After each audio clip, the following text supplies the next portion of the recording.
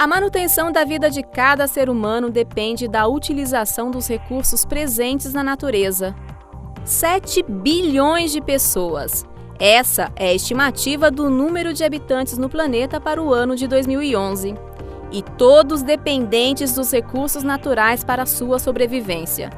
E ao contrário do número de habitantes, muitos desses recursos não aumentam. Se a gente começar a pensar no nosso consumismo, a gente vê que a gente gera uma série de resíduos que poderiam ser até evitados ou utilizados de uma outra maneira ou até reciclados de maneira correta.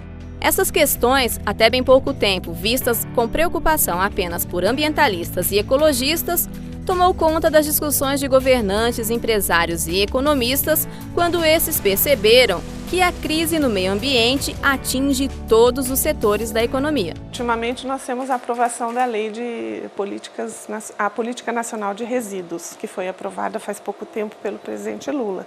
Isso foi um grande avanço, uma vez que isso ficou no Congresso tramitando mais de 2 décadas, 20 anos.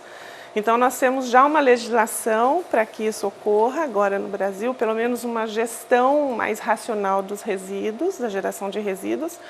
E por essa política atual, todos nós somos responsáveis pela geração de resíduos, desde o cidadão até as instituições governamentais ou não.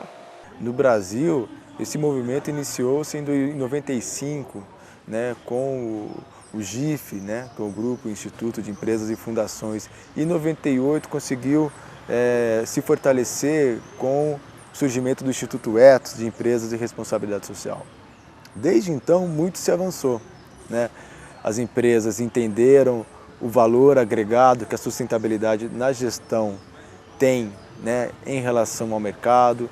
Os consumidores passaram a entender melhor também e a diferenciar as marcas, né, que trabalham com esse princípio de gestão.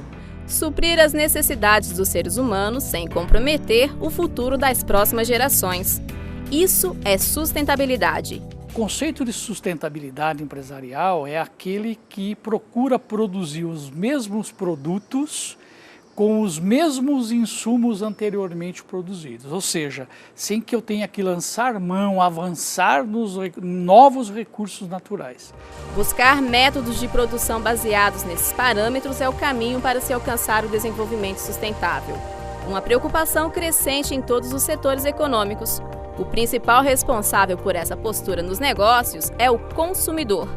Cada vez mais informado sobre a necessidade de preservação da natureza, ele tem exigido que as empresas assumam posturas sustentáveis na condução de seus negócios. Se o indivíduo que vai comprar o produto se preocupa com a proteção ambiental, a empresa vai se preocupar com ela também. Porque a imagem da empresa ficará melhor. Isso a gente tem constatado em vários exemplos. As empresas que acabam indo à frente e se preocupando com o que fazer com o resultado final, o que fazer com o produto depois de utilizado, ela tem um destaque maior em alguns consumidores, em alguns nichos de consumidores. É que isso faz bem para os negócios também, porque esse nicho de consumidores aumenta a cada dia e são consumidores fiéis. Né? Aquele consumidor que uma vez que ele adquire o produto com este selo, ele passa a ser fiel, né, a esse produto. Então isso faz bem para o meio ambiente, faz bem para o planeta, mas também faz bem para os negócios da empresa. E a exigência do consumidor impulsiona setores econômicos cujas atividades visam reduzir o impacto ambiental das empresas para níveis sustentáveis. O resultado?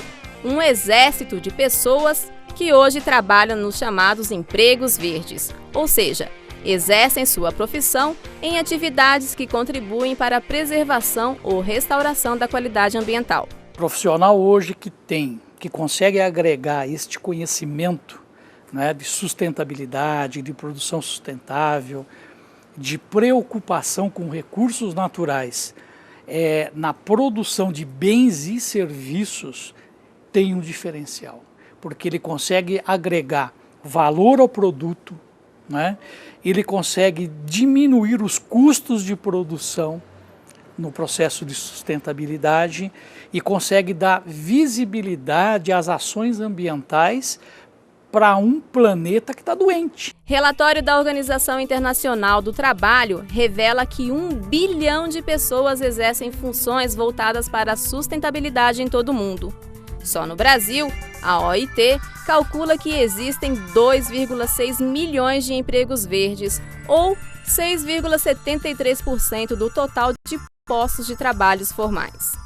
As áreas tecnológicas são as áreas mais procuradas, né?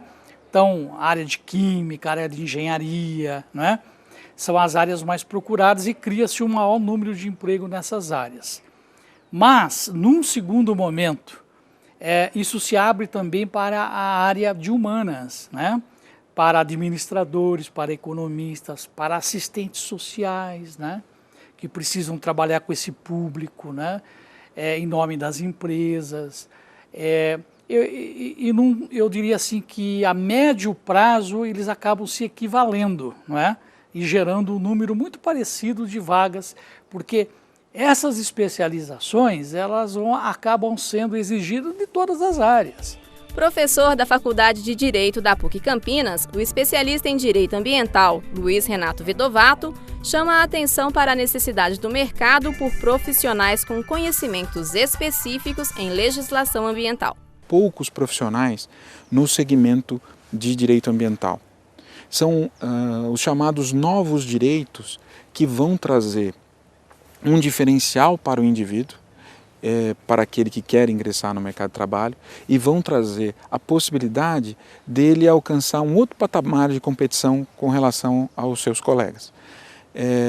De outra maneira, por outro lado, né, as empresas acabam tendo que se preocupar cada vez mais com a proteção ambiental, não só por conta do consumidor, mas também por conta da regulação do Estado. Então ela tende a buscar um profissional que saiba trabalhar com esse novo ramo do direito.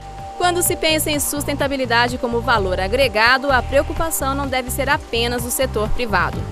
Os especialistas concordam que a intervenção do poder público na gestão dos recursos naturais é fundamental para a manutenção da preocupação com a responsabilidade social nas empresas. É uma preocupação do setor privado, sem sombra de dúvida, mas muito mais do setor público. Porque cabe ao setor público, na verdade, a gestão dos recursos naturais. E toda e qualquer matéria-prima. Escolha um produto qualquer, uma caneta, um pincel, qualquer produto, um óculos. Todo e qualquer produto tem origem em algum recurso natural, cuja gestão, não é feita pela área pública. Não é?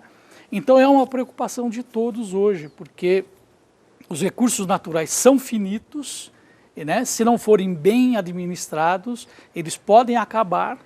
Para que essa preocupação ambiental chegue de forma indireta em todas as classes, aí não, independentemente da classe social em que esteja inserida aquela pessoa, existe a necessidade do Estado agir. Então o Estado ele colocar elementos fundamentais que devem seguir aquele produto para a proteção ambiental. Que o poder público ele trabalha direto com os interesses da cidade.